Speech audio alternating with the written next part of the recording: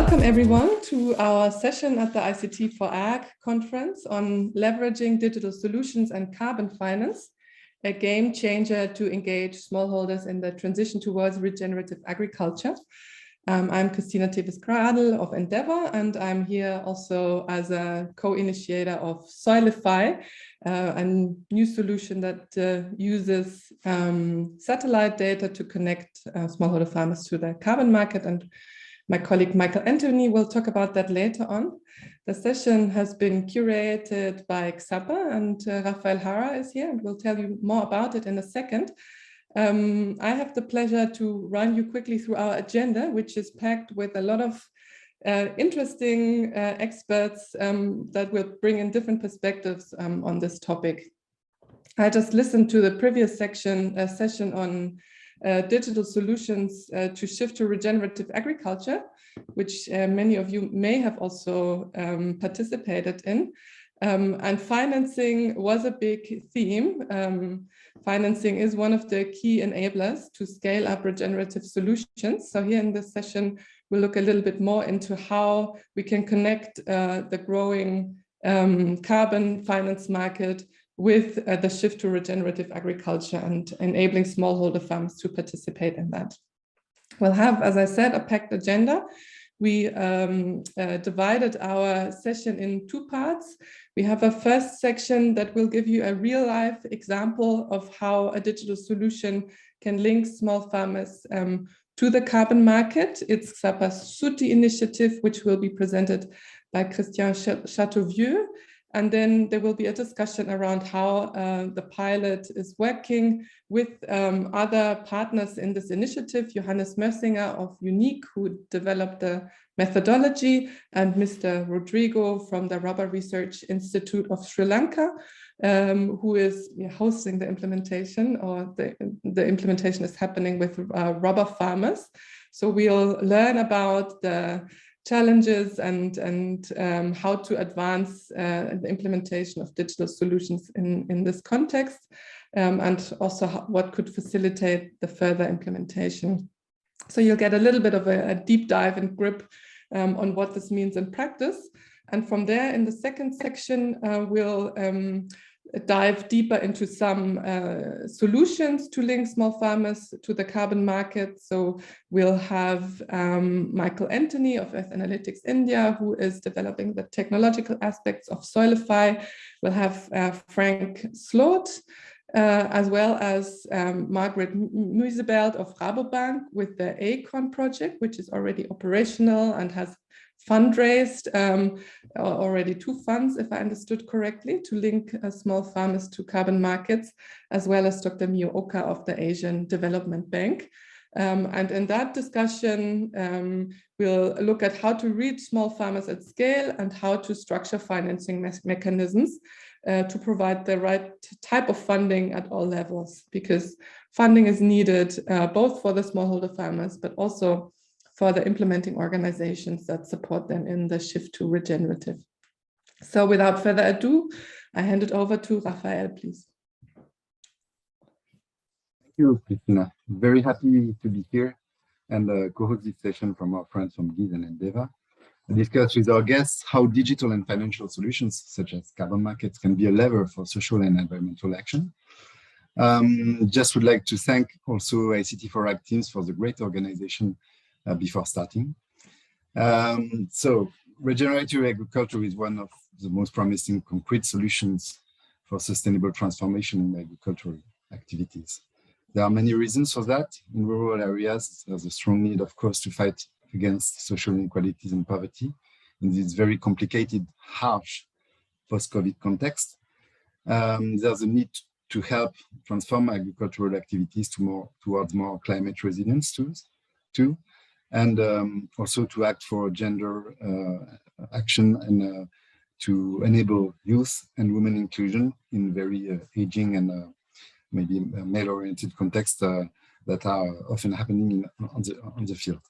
And more globally, the risk of deforestation, the need for GHG emission decrease and carbon sequestration in a world that is going naturally towards 10 billion people tomorrow or the day after tomorrow. make it a very key solution. And in this expected growing importance of nature-based solutions, carbon markets are quite key. There's a tremendous growth that is expected by lots of players. We've been seeing figures of 50, 100, even $150 billion markets in a decade. So, of course, no one has a crystal ball, but what is for sure is that it will be fed by the net zero commitments that are multiplying during have been multiplying during the past 3 years of corporations, investors, banks, asset managers. And this huge increase today, it's already growing very fast, but it's only a $1 billion market. Makes that it will be probably quite messy with increased risk of greenwashing allegation, but it will also feed an increase of the price and an increase of the means linked with the carbon market. So we are not mixing regulatory and voluntary carbon markets, but on a long term, even with the volatility, it will be probably feeding an increase of the price and probably also a deepening or a decreasing of the gap between regulatory and voluntary carbon markets, and giving more financial means to it. And there's a huge need for it because we remember the pre-COVID estimations to fund the SDGs were of $3 to $5 trillion of additional funding. So it's probably more now. We really need to make the most of non-forest areas. And of course, the social impact is totally key to reinforce credibility of externalities valuation with this very fine example of carbon tons and carbon markets that are already extending to SDG credits, community and biodiversity credits. And it's really very, very key to use these carbon markets also to make advance this idea of externalities valuation. Of course, in all of this context, social equity is key, and social impact must go along with climate action. There's a strong opportunity also to root development programs on the long term, and we will have an excellent example in Sri Lanka with Dr. Rodrigo of the Rubber Research Institute of Sri Lanka, which will be explaining their project there with rubber farmers. And although AFOLU, so agricultural and forest oriented, are only a part of the carbon market, and smallholder oriented carbon programs, even a smaller part, they should be included in this global movement. And it's only a small part also because there are some barriers to this, to the inclusion and the development of smallholder oriented carbon programs. Financial barriers with a quite low carbon price, although probably it's going to change. We've seen that just a bit earlier. And a high cost of monitoring and of issuance of carbon credits, transaction costs.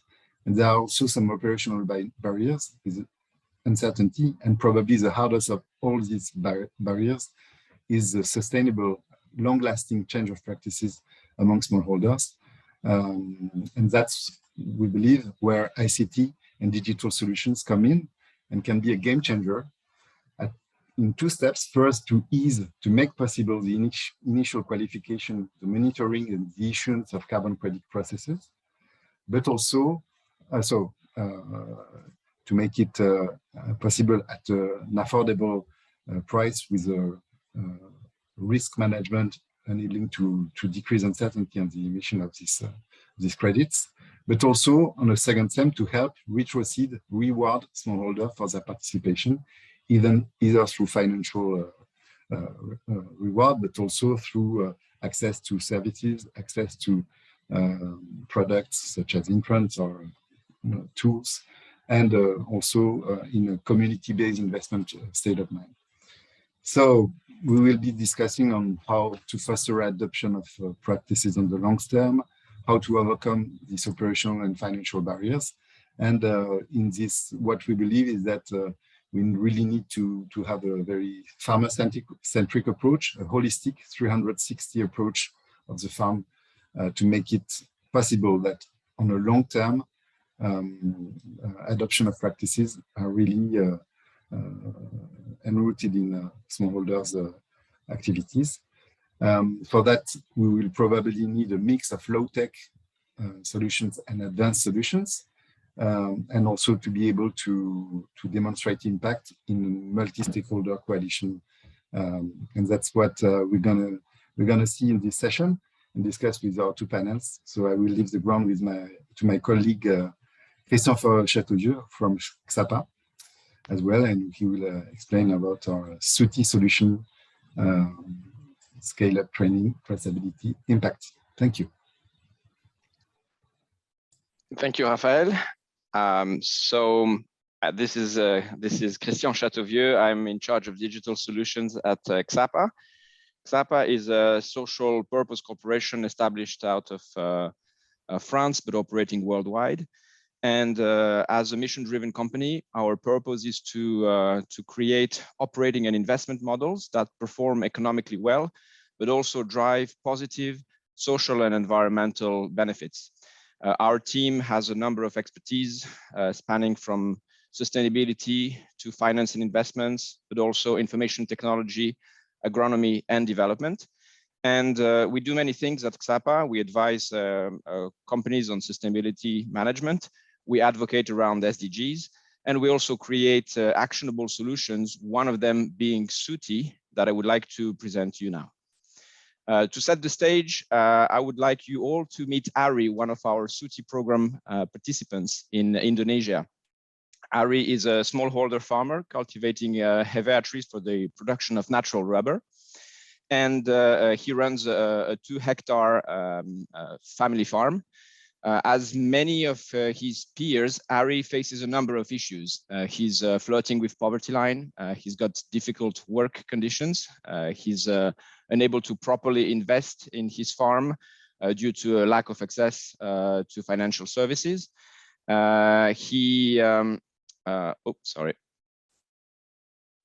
And as a consequence, he's very vulnerable to risks, whether these are market risks due to price fluctuations, for instance, or emerging risks linked to climate change and to biodiversity loss.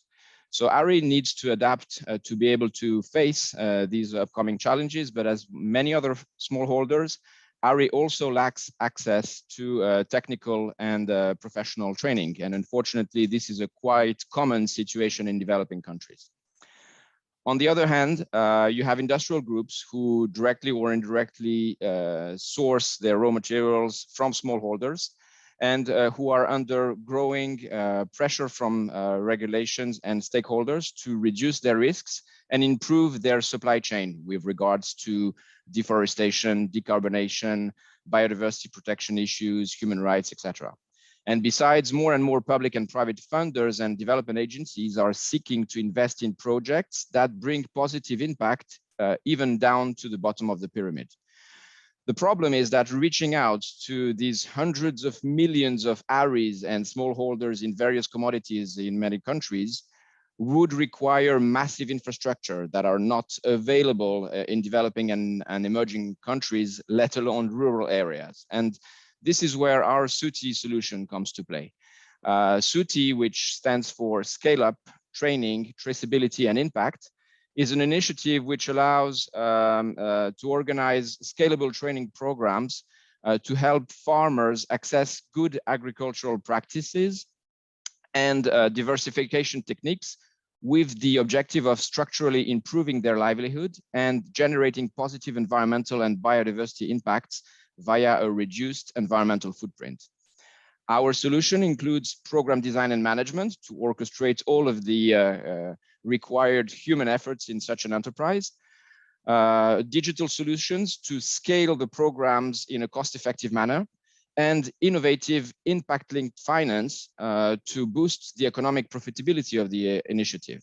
So with SUTI, we at XAPA plan to train 1 million farmers in the next decade on a number of agricultural commodities to ultimately contribute to more socially inclusive value chains and also to significantly improve farmers' life and work conditions. We have started already with private sector sponsored projects in Asia, And we are now aiming for Africa and South America with public and private cooperation schemes. Our approach involves running training sessions in a hybrid delivery method where we combine face-to-face in-person training with a digital e-learning continuum to provide farmers with the knowledge, the techniques, the tools to increase their yields, diversify their revenues, decrease their production costs, optimize their farm waste reuse. And all of that, when aggregated, will help the farmers move away from the poverty zone and reach and pass a decent living income line. At the same time, we collect data with our digital tools directly from the farmers to measure the actual impact of the training and also to value carbon credits from newly adopted agricultural practices with the goal to ultimately reward farmers for farming more sustainably. Indeed, we know how farming carbon sequestration and greenhouse gas emissions decrease can be assessed and valued. And when a significant proportion of existing farms are eligible to carbon offsets, we can design a new generation of smallholder oriented carbon programs because the SUTI operational scheme, including the digital tools, makes the monitoring of these changes of practices and of the impacts possible at an affordable cost. As a result, part of the revenues that are generated by the carbon program help bear the operating expenses related to the program, and part of them are retroceded to smallholders to secure also their long-term participation. So this enables all of our stakeholders, the SUTI sponsors, the investors, to engage a long-lasting transformation of existing farms towards regenerative agriculture with environmental and social benefits. The digital tools that we have created play a critical role in this setup. We have developed a participant app, which is a farmer-centric, mobile-first, offline-capable web app that is easy to access by the non-digitally savvy farmers and even illiterate ones. And it's even backward compatible with antique smartphones and a good number of feature phones. So this app allows us to disseminate training content and measure the impact in a very cost-effective manner. We have also developed an operational management system to allow us and our delivery partners on the ground to manage all of the operational aspects of the training programs, ranging from participant enrollment to organization of training cohorts, issue management, data assurance control, etc. And last but not least, we have a reporting dashboard that creates an alignment with the program sponsors, industrial groups, and investors on the program progress and on the measured economic, social, and environmental impacts that we target. So clearly, all of these digital tools for us as our key lever to reducing the operational cost of SUTI and to allow us to reach our intended scale that will enable smallholders to benefit from global carbon markets as they transition to regenerative agriculture. And we have almost a kind of low-tech approach when it comes to the participant app that helps reduce the access challenges in the farmers community. And this is of utmost importance given their context. So a last comment, our tools can actually also be used outside of a pure SUTI program. For those interested in SUTI or just in the digital suite of tools, please come to us and we'll be happy to discuss. Thank you all, and turning it back to you, Raphael. Thank you, Christian, for this presentation. So very happy here to welcome for our first panel two guest speakers, DrLakshman Rodrigo from the Rubber Research Institute of Sri Lanka and Johannes Messinger from Unique Land Use. So we are both partnering with these two great organizations in our programs in Sri Lanka with Rubber Institutes and with Unique in Indonesia, in which their very high expertise on carbon engineering help us to monitor and to calibrate our programs. So very happy to welcome you. Maybe we can start with Lakshman. And can you tell us a few words on what is the Rubber Research Institute and what is your carbon program? Thank you very much. And shall I share the, okay, can you see the screen? I think you can see the screen. Yeah. And just in Rubber Research Institute, that's considered to be the oldest research institute in the world on rubber. It started in 1909. Anyway, our main mandate is to provide the required technologies for rubber growers and then industries.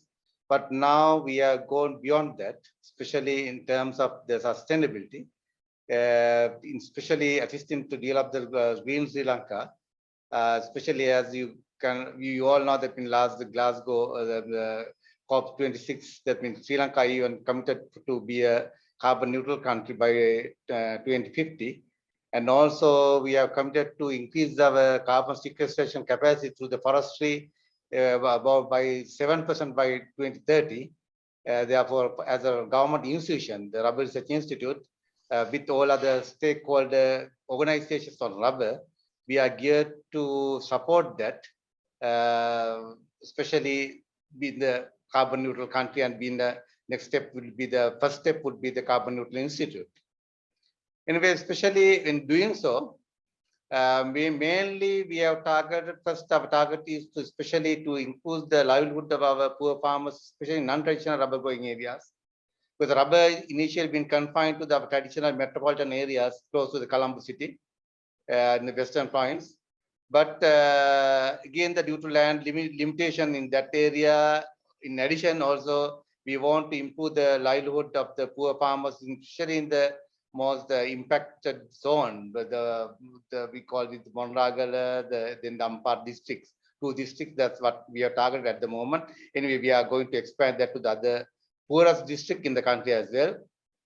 Because Monragala is considered one of the poorest districts in the country. And especially the most farmers, their majority depend on their livelihood on farming, and especially on the rain-fed cultivation, because it is a high risk, especially under climate change, the climatic variability. They are in high risk, even though some seasons they get a good bumper harvest, but they need to have a stable income. That's where we are now trying to push with the rubber, to push them to grow rubber, because to provide them a stable income with rubber, because once it's established, because at the beginning it's quite difficult, but once it's established under this dry climate, then they thrive well. Because there's so many, that means very good case studies we have published on that, because some farms, I can remember the very first farmer, that means they have faced the rubber cultivation, even going for pilgrimage in because being a Buddhist country, they much appreciate very much, especially visiting India, the birthplace of the Lord Buddha, because they have given the credible, that means especially ability, improvement with the rubber. On that line, we are going ahead. However, the thing is, especially if you look at all the income what they get from the rubber, and then their family commitment, especially education of their children and those things, the income received from the rubber just not really sufficient to meet all under compared to market. That is where we thought of, okay, why not we consider the carbon trading, because the rubber is gone in these areas the first time, because those lands are devoted for the shifting cultivation, or I can't, that means especially short-term crops has been cleared for so many years, going for short-term crops. Some seasons they don't get any income. That is why we went to develop this project in the Monragala district. Under particular project, government started one called, the project is called STAR. That means STAR project, targeting to cultivate 3,000 hectares of rubber, and especially being new areas for rubber. And again, we developed the project description for this project for the carbon trading for the voluntary market. Now at the moment it has been listed in the registry. At the moment, this validation is going on, and we have scheduled to have the verification for next year, because the area covered is the period covered is 2017 to 2021 5-year period. covering 3,000 hectares with about well over 5,000 smallholder farmers. However, along with this project, we aim to say being our social commitment and this environmental commitment of all the institutions, where we are actually already calculated the carbon footprint of our Rubber Research Institute, and then our sister organizations who are working on rubber with the rubber farmers, that's the Rubber Development Department and Tulsavia. And we want to offset our carbon footprint against what we gain from this carbon project. In addition, all the net benefit what we get from this project, what we thought, I think what we have documented is being the government organization. Everything have been well documented, and we want to put 50% of the net benefit to the community development. With their, we'll have some workshop with the farmers to because money is not going directly giving the farmer directly. What we thought was as a community to give the community benefit, we'll discuss with them and come to the agreement. Okay, these are the benefits we provide you with their consent. 50% will be devoted for that. The next 50% will be used for the expansion of rubber in non-traditional areas, because what we thought was is not good to confine to these farmers, but we want to scale up further rubber cultivation in non-traditional areas. And then again, if you think about the digital solutions, what we required, because especially as initially mentioned, the Rafa and Christine mentioned, it's not easy to handle this sort of project, having over 5,000 farmers, even the 3,000 hectares covering 2 districts is not an easy job. However, at the moment, we have developed a GIS-based web platform for monitoring with the monitoring dashboard, just for database management of the site. We are included on the site information, the photographs at the initial stage. All the information has been uploaded. About half of we have completed. However, I think we need to go beyond that, especially when we think about the monitoring, and to build up the confidence about the buyers of the carbon credits. We want to have so many approaches. Then again, as a risk reduction, especially, you know, the rubber also being a crop. There are some diseases, maybe at the moment rubber is thriving well in those areas, but still there may be some threat from the diseases, because we want to monitor those threats. And perhaps fire, even the disease, the fire, especially in those cases, GIS applications are very much important. At the same time, we have real-time monitoring.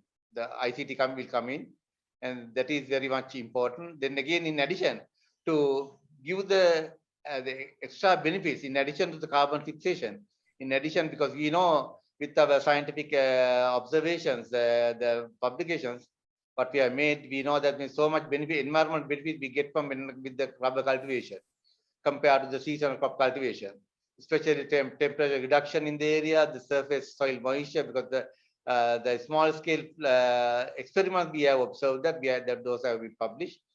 Especially when we are going for the large scale cultivation, that will be some changes in the regional climate, and those should be monitored, because that will be supported for these sort of projects. And in supporting those, we need to have a remote sensing and then the ICT combination to convince, and then have just for the convenience and cost reduction methods.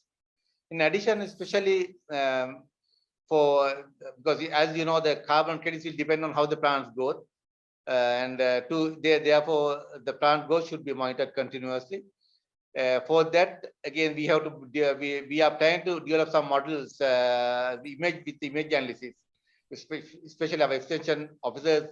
They can go to the field and they can get the images, and then they have some models to develop the growth standard with the photography analysis, and then with the link up with the apps, then automatically everyone knows, okay, how much carbon have been fixed at the moment. Like those information are really important. In addition, also, if you look at the social benefits, ultimately how farmer been well off with the rubber cultivation or with other income, those also can be put into these systems, and everyone knows, because ultimately what we want is to, build up transparency and the confidence of the buyers of the carbon credits, and then we can have a higher price for the carbon. Ultimately, those things can be converted for the welfare of the poor farmers. That's our aim, I think. Thank you very much. Thank you very much for this presentation. Maybe I will leave also Johannes Mössinger present Unique, and we'll get more into discussion altogether for this panel. So thank you. Johannes, please. Perfect. Thank you, Raphael, for the introduction, and also a warm welcome from my side to the virtual audience out there. So as already pointed out, my name is Johannes Mössinger. I'm an agricultural economist, and I'm working for Unique Land Use. I will also share my slides. I hope it will work out. And here at Unique Land Use, I am heading the section of digital solutions for carbon certifications. But maybe upfront, some words about who we are. Unique Land Use is a consultancy company based in the south of Germany, in Freiburg in the Black Forest. We have 3 departments working in the area of forest management, and agriculture and rural development, and climate. We do this all around the globe, as you can see. So we are not only working in the northern hemisphere, we are also working in the tropics and subtropics. And today we would focus on the climate division, because we are talking about carbon certification, and most of our projects are about helping our clients to get involved in carbon certifications and to come up with projects enabling especially smallholders to participate in the carbon market. We already do this since 15 years. We started 15 years ago with the first project in Kenya with around 20,000 smallholders. And nowadays, as you can see on the map on the right, on the bottom right, we are working also all around the globe in a lot of different countries.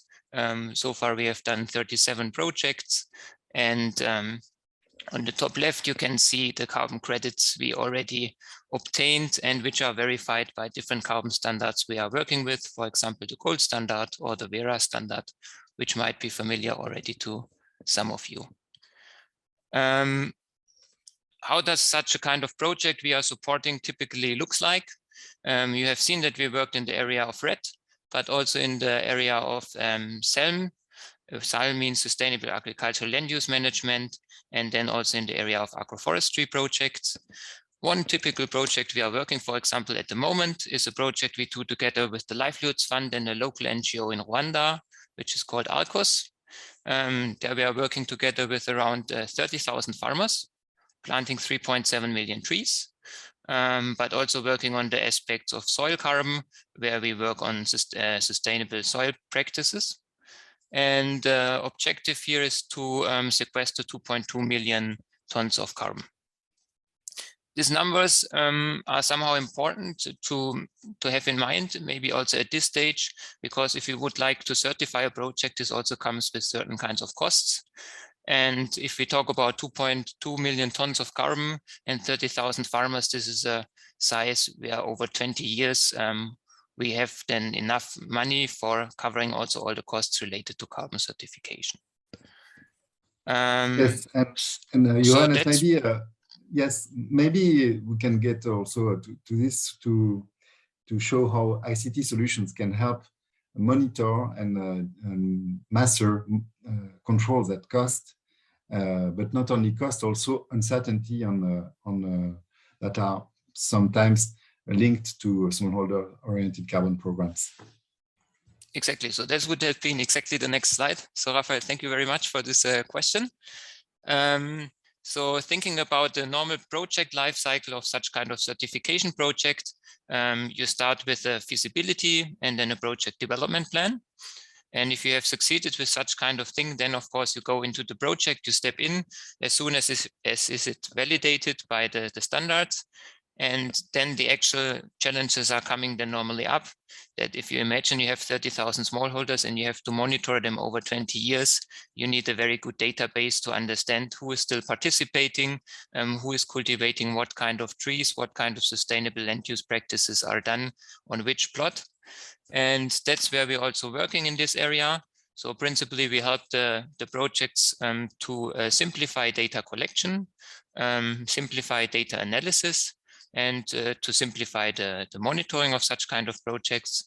So this is also quite in line with the type of digital solutions Christian already presented. So this could be for data collection, either, for example, an app in the field where they are enabled to collect the data. It also could be even SMS based. I mean, if we think about such countries in the global south, and if you would like to reach out to them, still other kind of mobile phones have to be used. And also in a lot of projects, we still work with the normal extension service, and then the extension service is the person who brings in digitalization, for example, with a certain tool. All such kind of information then we normally collect on one server.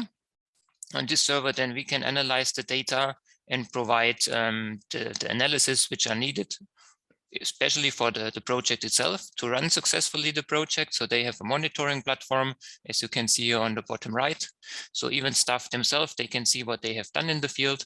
And then also this kind of analysis helps us to report it not only within the project, it also helps us to report it to the donors of for such kind of projects. And it also helps us, of course, to deliver the information for the certification schemes. So that's principally how our systems look like in a very easy way. Thank you, and with this, I hand over to you back to Rafael, and I'm looking forward to the discussion. Thank you. Thank you. Thank you both. Maybe my first question that I would really like to have your answers is, carbon projects are often quite long-term, 20, 30 years. How do you see the inclusion and the implication on this long-term of a very high number of smallholders? How can you embark them on this very long-term trip to regenerative agriculture through using the lever of carbon finance? So maybe Dr. Rodrigo, you could start, and before Johannes can also step in and give his own view. Yes, thank you very much. And that is, the monitoring is an extremely difficult task. And at the moment, our initial plan was to have some sample plots to monitor all the smallholder sites. However, even the sample plots, it should be a reasonable number, and therefore digital solutions are highly important. And especially because what we require really is because especially the plant growth, to make sure the plants are going well. And if you look at the growth, even there are two elements in it. One is the per plant average growth, again variability. Those things should be looked into. The same time, the plant density, the stand per hectare, like those are very much important. That is why we thought it is better if we can. We are thinking of developing some sort of image analysis. Because we know even for rubber, even that could be applied for most of the crops, standard initial planting plan.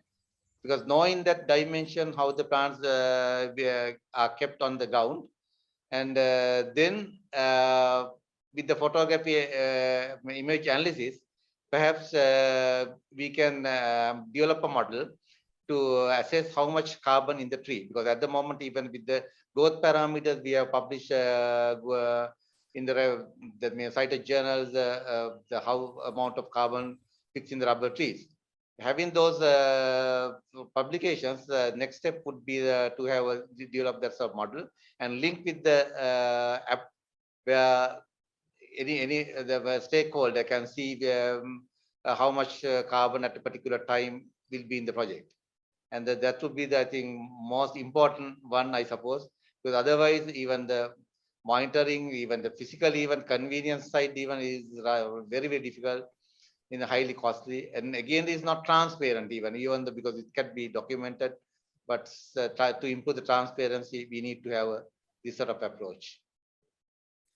So Johannes, please, adoption of practices, data collection, how do you proceed to embark the smallholders in such a trip?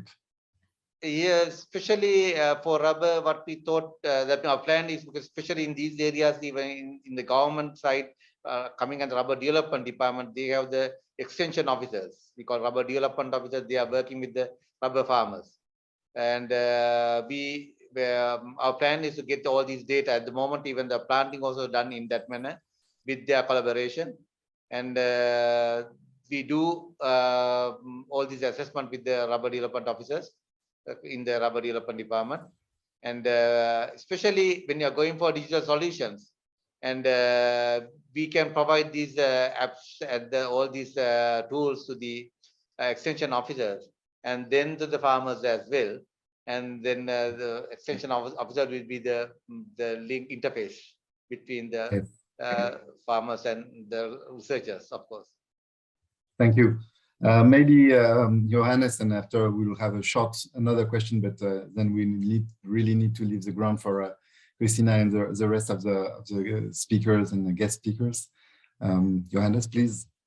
Yeah, maybe two thoughts about this long-term perspective. The first one is, of course, out of a carbon perspective, already at the beginning of the project, we have to point out what it means in terms of working over 20 years with such kind of projects together. So there's a kind of non-permanence and permanence section where we have to describe what are the risks, and related to the risks, also certain carbon credits are then deducted, because there's, of course, a certain uncertainty related to it.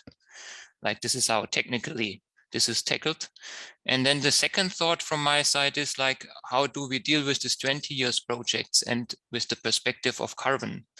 And I think the trick in those projects, which I see the most successful projects we have dealt with, is that with the farmers, we normally don't talk about carbon. With the farmers, we talk about yield improvements and we talk about market access. And then, of course, we as a project supporter, we have carbon in mind. So if we then talk about what is improved yield, we think about sustainable soil practices. And of course, they improve the soil carbon.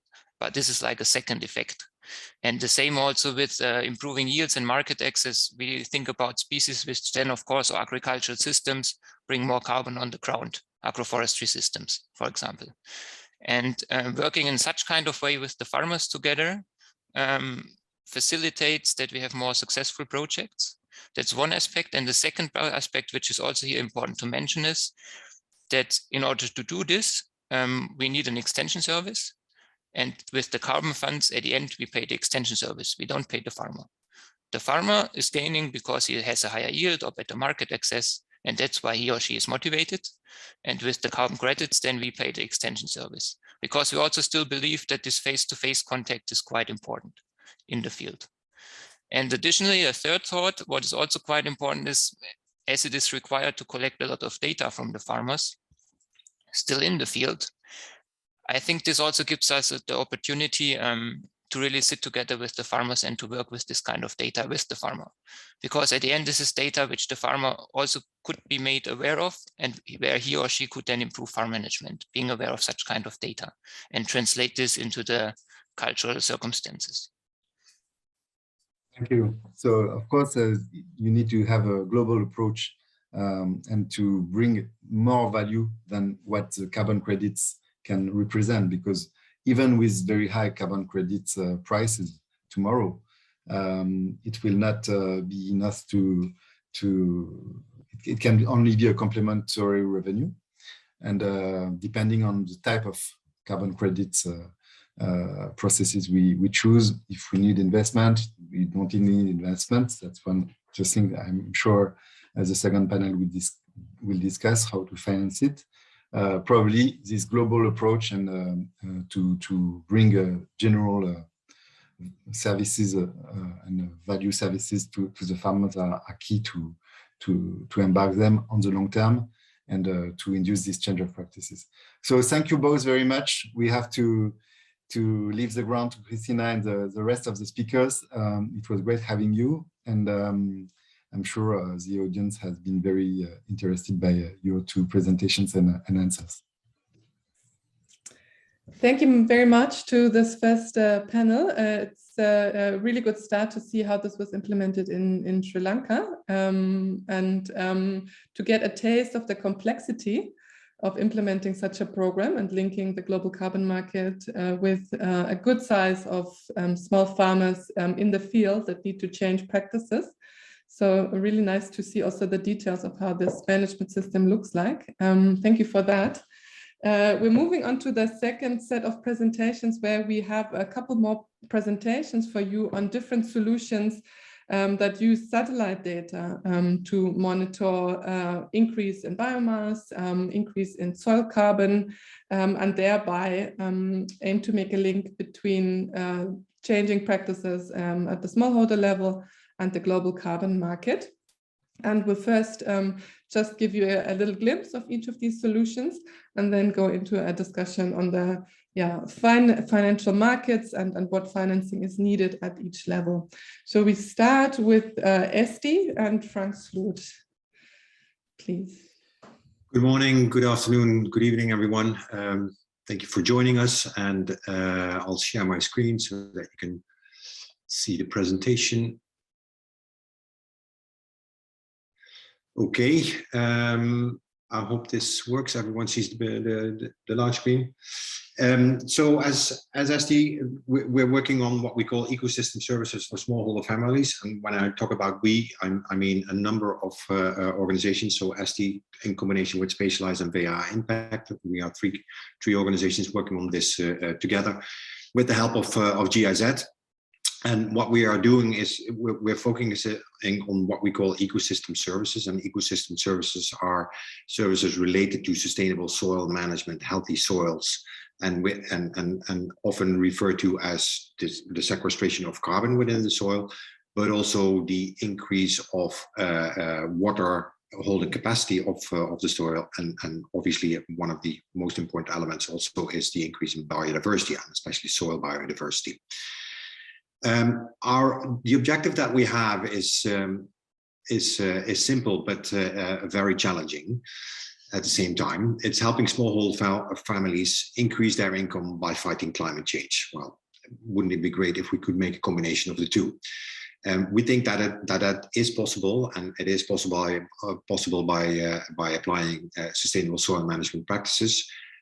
Some examples have already been described, but it's practices such as reduced or no tillage, the use of cover crops, biological fertilizers, and many more practices that are available now and that can be applied. That has a positive impact on a number of important SDGs, such as no poverty and decent work and economic conditions, so increased farmer income basically. There is a challenge, which I think we have already heard a little bit about in previous presentations as well, in terms of market access for smallholder farmers in the market of ecosystem services. Obviously has an impact on climate action because of the soil carbon sequestration, as well as on life on land, particularly because the ultimate objective is to get higher resilience of the soils to be able to combat climate change. And lastly, but not unimportantly, there is some discussion, and I think we have a slightly different view in terms of what this means for the farmers. We actually think that ecosystem services should become a part of the income of farmers, and that we should maximize the return of the ecosystem services to the farmers. Imagine that we wouldn't pay for the crops that farmers produce as well. That everyone would find that absolutely strange, I think. And our view is that the same should apply for ecosystem services. That is an additional service that farmers supply to all of us, and they should be rewarded for that in the best way possible.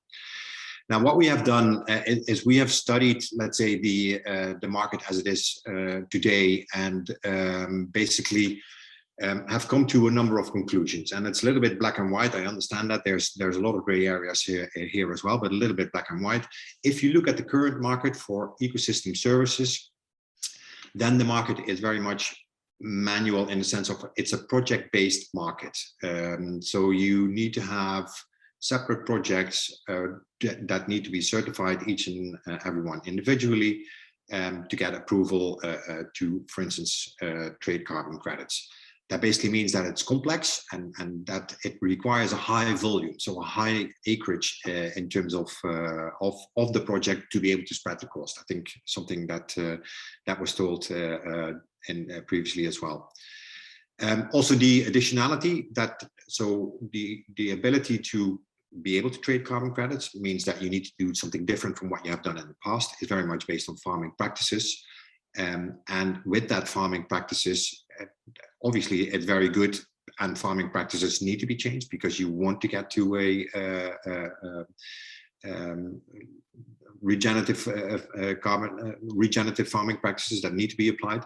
The downside of that is that it has a high reliance on audit cost, and as a result of that, a low farmer reward ultimately from the ecosystem services. And ultimately, all of this leads, I think, to what we are also witnessing today to some extent, which is a low market price, low market confidence, and varying prices of that.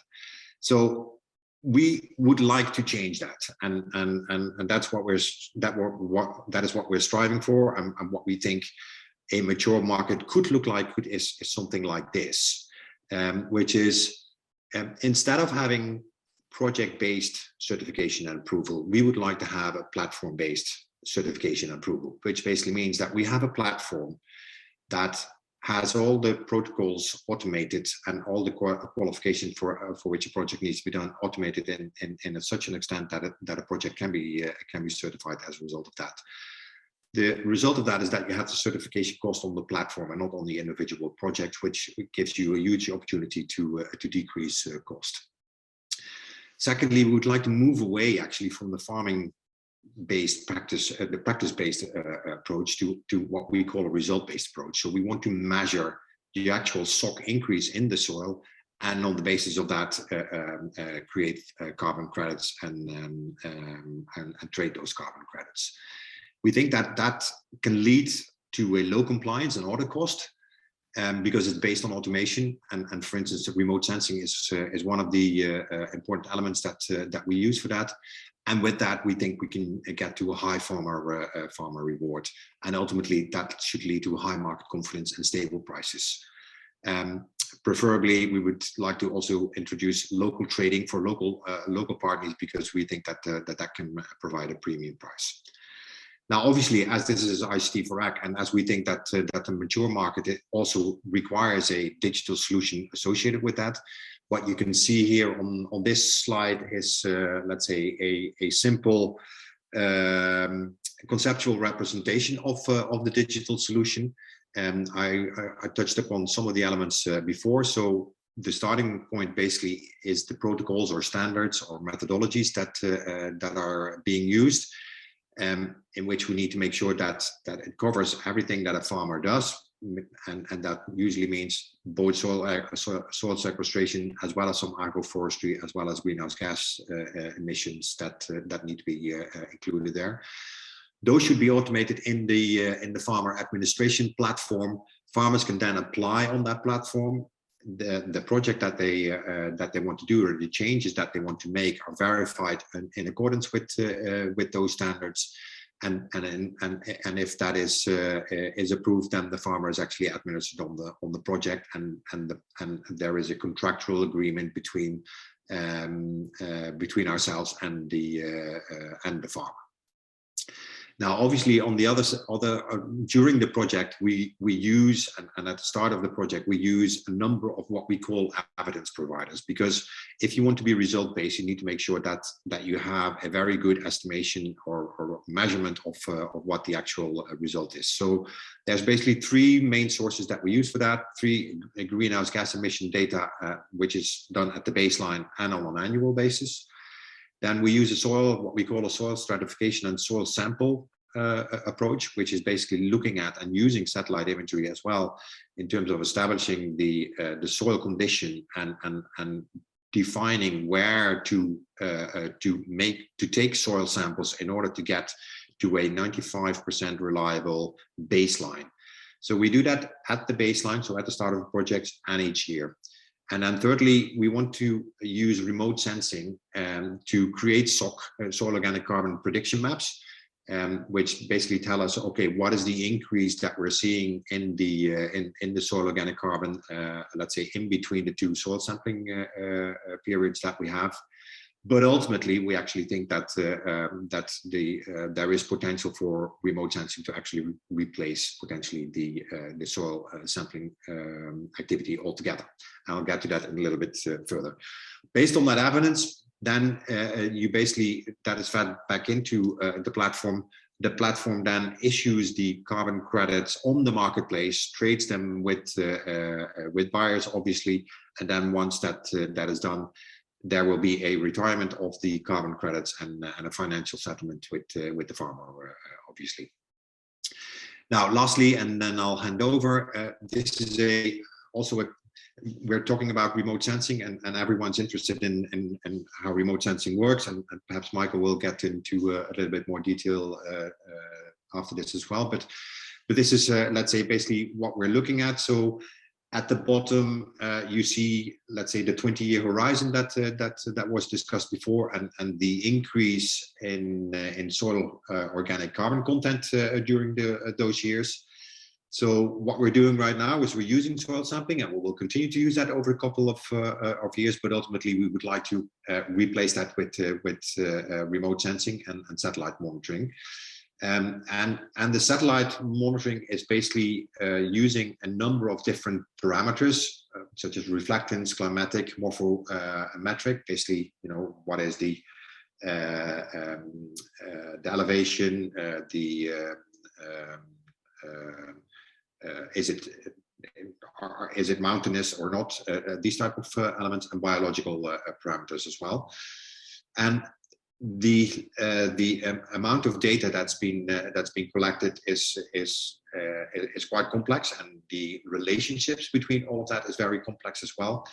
And that's why a machine learning model is being used to actually make sense of all of that, and make sure that on the basis of that you get to a real good estimation of the soil organic carbon that is in the soil. So there are some additional gains that are here, and like I mentioned before, it's not that we're transitioning immediately towards remote sensing. We think this is a possibility. We will continue to use, let's say, soil organic soil sampling to make sure that we have an alternative data source, and that we train the model on the soil samples that are being created to get to the ultimate result. So this is what our intention is. This is what you would call what our moonshot is in terms of soil organic carbon sequestration and the access to this market for smallholder families. Obviously, I think the biggest challenge that we have, and it's been discussed also in the beginning with the Suti example, getting the farmers actually engaged in doing this, and keeping them engaged in a 20-year horizon, because that is what we need for these ecosystem services, is going to be the biggest challenge altogether. And that is also where I think carbon financing is very helpful and very much needed in order to help make this change and get these farmers engaged. So with that, I would like to hand over back to you, Christina. Thank you, Frank, for giving us those also technical details about how the satellite monitoring works. And of course, using satellite data can make the monitoring much more cost effective and efficient if we can get a good level of precision in there. So we have another 3 presentations to go. I would ask all the presenters to really stick to the 5 minutes, or I will let you know when 5 minutes are over, so we can have a little bit of time for discussion at the end. And moving on to Soilify and Michael. Thank you, Christina. Good morning, good afternoon, everyone. I'm just setting up my presentation on full screen so you will be able to follow it. We are Soilify. Soilify is an initiative by Earth Analytics India. It's substantially co-funded by GIZ. And we want to cover two aspects. One aspect that we're covering is the measurement of regenerative agriculture. And the other aspect we're covering is the efforts that can be undertaken to de-risk the shift to regenerative agriculture. We come from a very technical perspective, remote sensing, but an application of remote sensing in insurance. So de-risking crop management practices was our key focus initially. And now we have moved to measuring soils. And that is a particular relevant subject in India, which is our core geography, or South Asia, but India being the core geography that we're looking at, where soil degradation is prevalent, in fact, quite dramatic, with about half of the land in India being counted as degraded land. There are relevant commitments by government authorities to restore land, and that restoration efforts are focused on that land that has been degraded due to crop burning, monocropping, excessive waterlogging, excessive fertilization, all of these factors that are known factors that lead to a nutrient imbalance of the soil. So that's hence the landscape that we're looking at. And the challenge we take on is how can we de-risk the shift to regenerative agriculture, also de-risk it from a financial perspective. So we are currently undertaking a number of surveys with farmer producing organizations in India currently that are engaged or that are shifting to regenerative agriculture, sometimes often for very ideological reasons, also to eventually provide healthy foods for their families. When we surveyed them, we were told that the productivity after changing practices is decreasing substantially, 50–60% in the first year. That decrease is getting more rare, with a decrease of 10% in productivity after the third year. So the decrease is still there, but there's some cost savings. So there's less investment in the pre-sowing period. There is, however, more investment during the season, particularly in seed management, and there's less investment required in post-season. And now we need to look at what are the different mechanisms that we can help farmers to manage that shift. So conservation finance and carbon finance are probably the two major streams. I'm quoting here from a study that has recently been done by Conservation International, Myrova Capital and South Pole Carbon, where we see a number of investors committed to increasing their investments into conservation or restoration projects, mainly through private debt and equity. But there is a dramatic shortage of projects. First, the projects are very small, because obviously this is something that is just beginning. And second, also the ticket size, the investment size of an individual project is very small, making this a major hurdle for this asset class to develop further. The second opportunity, that's sort of very global, and I think we are beyond that in our discussion today, so I won't spend too much time on this, but I just want to stress the point, this is quoting McKinsey study, how relevant nature-based solutions, and within it also solutions stemming from agriculture, are in order to reach the global reduction targets, and the carbon credits that will come out of this, which will contribute about 1/3 to the total credits required to stay below 1.2 degrees until 2030. Now, what we do is we measure. We measure regenerative agriculture spatially. So we also work in the same project that ST is working. So we're obviously intensively comparing also our technical notes on this. There are different approaches to measure soil organic carbon spatially at high resolution that we are currently exploring. We are using spectral indices, different input layers, and then running AI and ML approaches against it. We're also looking at hyperspectral satellite data that is available from new satellite systems in the course of this year. And secondly, we're monitoring regenerative agricultural practices.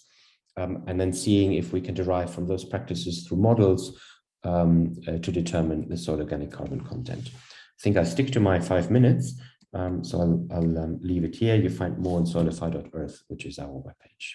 Thank you. Thank you, Michael, also for watching the time. Yes, as you pointed out, one challenge is how do we find the projects that can be verified, because it's not yet a broad movement that farmers are shifting to regenerative, and there are issues with that. So that's something we would also like to take up in the discussion at the end. And maybe Margrethe, you already have some first insights on that. So I'm handing over to you to learn a bit more about Acorn. Thank you. I will start sharing my screen. I hope you can see it correct at the moment. So yes, very happy to be able to present our Acorn proposition. And I think it's comparable to what Frank and Esti are visioning, but they're focused on soil as we are focused on the above ground biomass. So maybe good first the why of our proposition, because Rabobank wanted to make a contribution towards the climate goals and keeping the global warming below the 1.5 degrees. And we wanted, because we are a food and agricultural bank, we wanted to achieve that by focusing on smallholder farmers, especially those who are hit most by the current climate changes. So smallholder farmers in developing countries, because we see that these farmers really struggle with extreme droughts or excessive rain that further degrade their land and also resulting in food loss. So we believe that tree planting amongst food or cash crops, so basically agroforestry design, can help them in battling these challenges. So here a quick overview of an agroforestry system and what it has of benefits compared to a monoculture. I won't go very much into depth, but maybe it's good to emphasize that although we want to support these smallholder farmers making the transition to agroforestry by the carbon that is captured within those trees to be able to sell that on the voluntary carbon markets, we see that this is just a bonus on top of all the other benefits, because improved yields and better climate resilience is much more important to them, we believe. And giving them access to a carbon market can be a bonus on top of that. So what we have envisioned is to build a platform, the Acorn platform, which is a marketplace on which the smallholder farmer can sell their carbon that is stored on their land in those planted trees to corporate buyers. At this moment, like Frank also said, the barriers for smallholder farmers are too high to have access to that carbon market because of the high monitoring costs, high certification costs. So that's why we came up with solutions for that. And we are now developing a cost-efficient method to measure biomass by making use of remote sensing techniques. Next to that, we have developed our own Acorn standard framework and methodology, which has been approved by Plan Vivo. So that means that all projects that adhere to this framework criteria will automatically be certified. So it's a sort of an umbrella. And also important, we think that most benefits should go back to the farmer. So for every carbon removal unit sold, 80% flows back to the farmer. 10% is retained by Acorn to cover the cost of the monitoring, measuring, certification, and monetizing of the CRUs. And 10% can be retained by the local implementing party to cover their costs of onboarding the farmers onto the platform. So let me quickly share a bit a slide of how the mechanism works.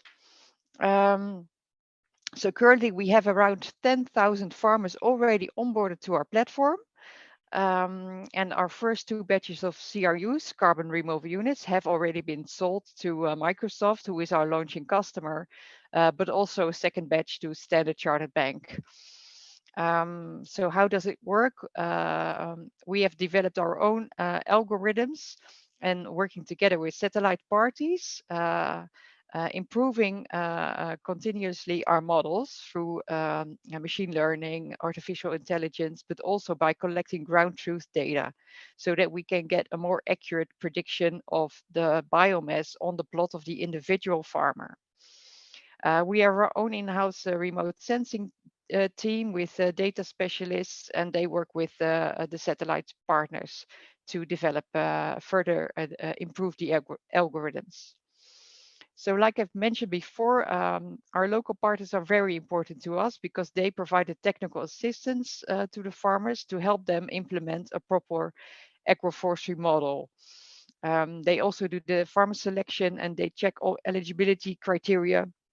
For instance, land titling, a farmer needs to own the land for him to be able to sell the carbon credits that's stored on their platform or their land.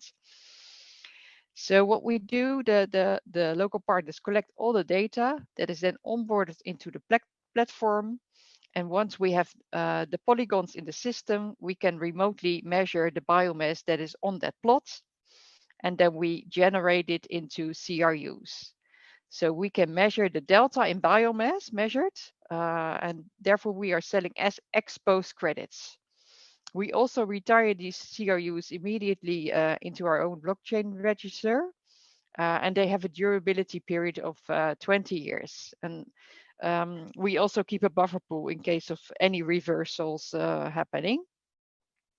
And obviously at the other side of the picture, the demand side, the CRUs can be bought by corporates, companies. A quick overview of the projects that are currently running. So they're basically in Africa and in Latin America, and we obviously want to expand countries and also go to Asia as well. And this is kind of the picture what it, yeah. Oh. I'll stop. No. Indeed, Perfect. just a little picture of how it looks like. Great. Yeah, I think that gives us a picture, and it's very encouraging to see that you're already with your feet on the ground in several countries and have sold 2 batches. So also to see there's concrete demand for this, and you've managed to get the whole value chain in place, basically. Seems like you're the furthest ahead here, and I also want to leave some space here for the Asia Development Bank and the presentation by Mrs. Miyaoka to see what you're doing in this space.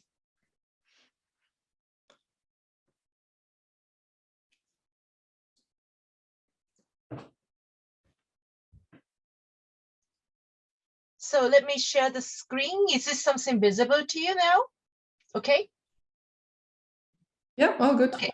Yeah, okay, great. So let me quickly start. So wait, sorry, it's not going anywhere. I can't move the screen. I don't know why. Next, sorry. So, ADB is like EBRD equivalent. So we work with sovereign government. We provide sovereign loans to the government. So mainly we work with the government. And for case of India, which I would speak today, we know that we can directly work with the state. Okay, so it really goes without saying that we have so much opportunities, investment gap, because we need 2.5 trillion to reach 2030 targets established before the COP26. And sorry about typo, agriculture sector will need an adaptation investment of USD 206 billion by 2030. So we just looking at this, we have huge opportunities in India. And how are we going to work in terms of climate change? ADB normally finance project at the scale of 100 million to $500 million. So it can be huge to cover one state, or if it's a kind of rural road, but if it's a large irrigation system, it only covers one large project. So what we are doing at the moment is really focusing on the vulnerability, whatever it's a climate change or COVID, the vulnerability of people has to be reduced. And also we used to have a standalone irrigation project, standalone marketing project, standalone road construction project. So we try to add climate change component, meaning like flood control or reducing the vulnerability of people by adding the livelihood supports. And that's what we've been working through the project. And we've started to work with the national government, and then so that we try to establish a new or existing national level programs that it's going to be the order of like $2 or $3 billion in when it gets implemented at the state level. So we have such program on 2 areas. One is introducing a climate financing fund. Another area is to water use efficiency. So type of irrigation that use less water for the agricultural practice. That's what we are trying to promote.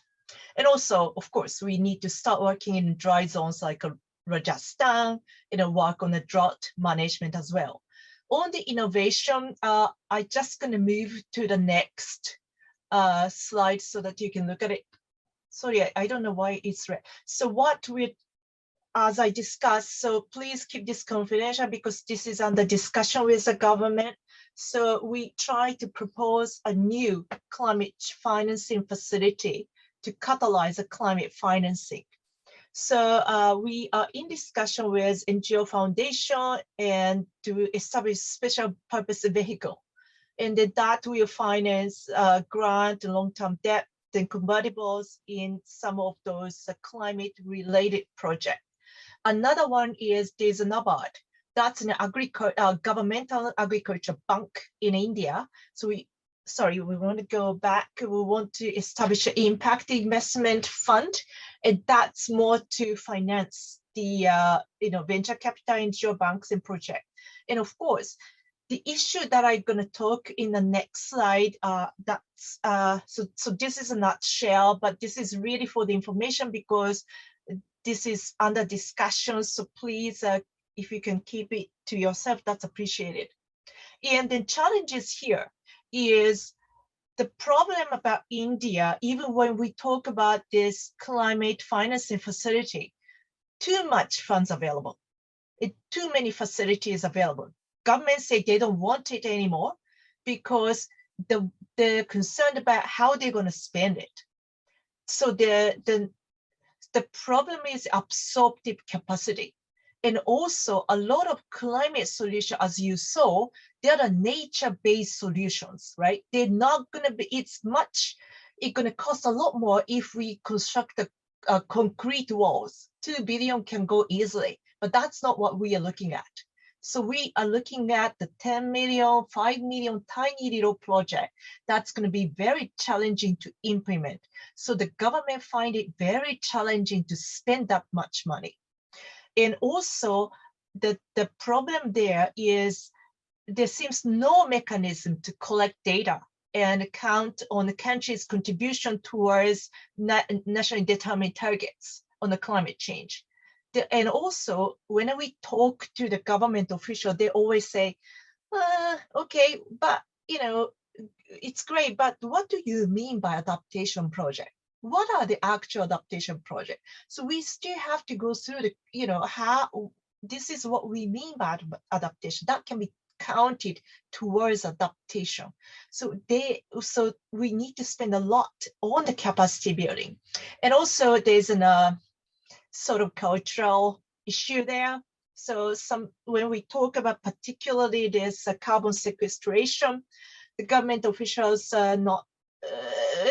may not be so keen depending on state because they have a perception that their farmers shouldn't be addressing the problem that's created by the developed economies. So that perception is still there somehow.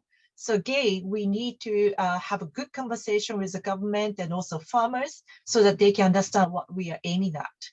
So the biggest issue, just to repeat, lack of project preparation skills or capacity, and also need for capacity building. So what we are trying to do is in the next slide, just to show you, this is a Maharashtra Agribusiness Network project. So we provided $100 million and 2.5 million grant to support. Sorry, this is not exactly related to carbon farming, but just explain, we try to have this kind of marketing project. And then in the step 2, we'll be try to introduce a carbon farming to the farmers that we organize. So we try to build a capacity of 200 farmer producer organization in Maharashtra state, where Mumbai is located. And also the issue is, again, the funds are available, but people don't have access to funds. So we also, through our capacity development support, we prepare them for the leadership and also business plan development. And also we provide a financial support to farmer producer organization in the private sector value chain operators for post-harvest and for processing facility, working capital, and other financial requirements. And the financial support will be provided through financial intermediation loan, meaning through the local bank. And we have a loan to value chain operators, and we try to provide a matching grant to farmer producer organizations in a supporting investment for upgrading existing government facilities.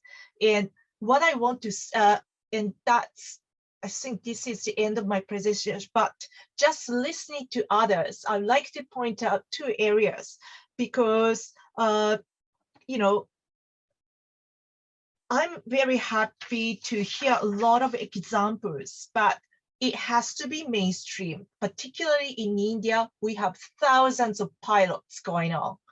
And that's perhaps the easiest way to mainstream is perhaps pair up with an organization like us so that we can create a national program, and your pilot will be mainstreamed through the national program. So I will be very welcoming to have an opportunity to work with you in the future. And another area that, sorry, I just try to look at the you know, a lot of soil data that being collected by you and your groups. Of course, it can be used for the carbon crediting purpose, but I'd like to utilize those data for farmers to increase their production as well, so that we can utilize those in our agriculture-related project. So let me finish here. Thank you so much. Thank you so much, Mrs. Oka, and thank you for the invitation to the whole panel to get in touch with you. And yes, there's a lot of pilots going on, which is encouraging. And I think it's also something we see in this session. A lot of good progress is being made on the technological front. But what we heard consistently is that there's a lack of implementation structures on the ground. So if we talk about scaling up these solutions, how are we going to get more farmers, more farmer organizations to adopt these practices and to get under one roof? And that's the question that I wanted to play back to our panel now for very quick responses before I hand it back to Raphael. So Ms. Oka, you've already provided a bit of your approach to develop different types of financing along those levels. Marguerite, how are you approaching it from Rabobank to get more organizations on board?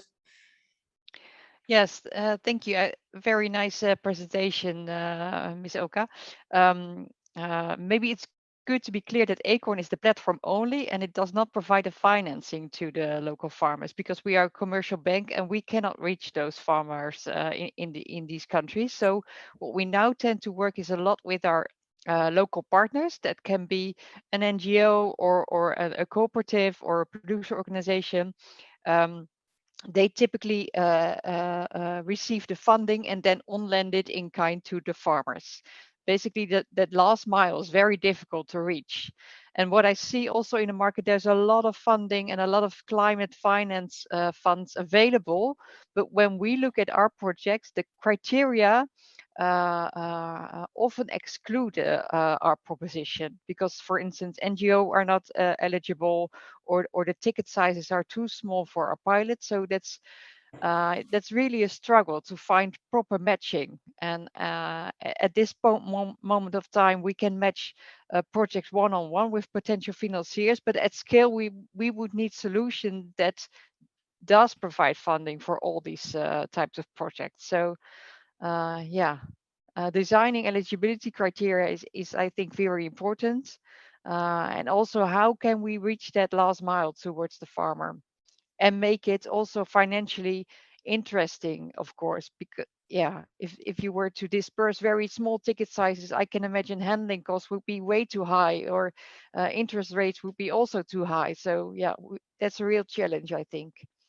Yeah, that seems to be the challenge we have to all think about next. And Ms. Oka, you invited us to support national programs, which sounds like a great idea.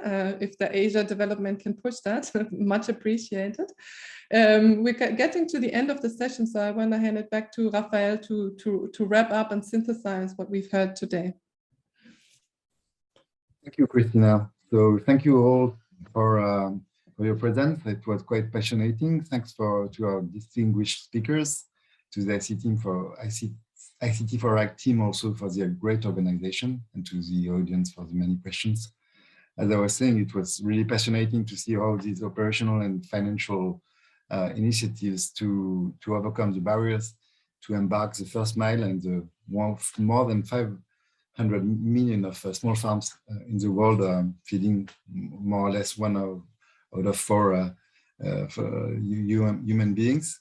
We know that there is no perfect solution.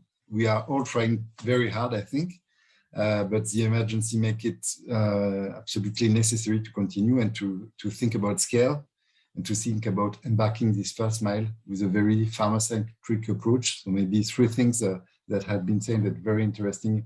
That first, impacting finance, not only carbon finance, but also catalytic finance, as mentioned by Mrs. Oka, for example, are really key in that journey. Certainly, multi-stakeholder coalitions are needed to build strong, long-term solutions based on nature-based solutions, but also to make sure that all kind of interests are integrated to find balanced solutions. And this maybe the last thing is that the notion of impact measurement and data collection is totally key for that, because without being sure of what we are doing and how we measure it, it's very hard to build these coalitions. So in a few words, I think that this session has been very productive, and so thank you again for all the participants for that. And let's hope that these digital and financial tools that are emerging and promising to be very more and more important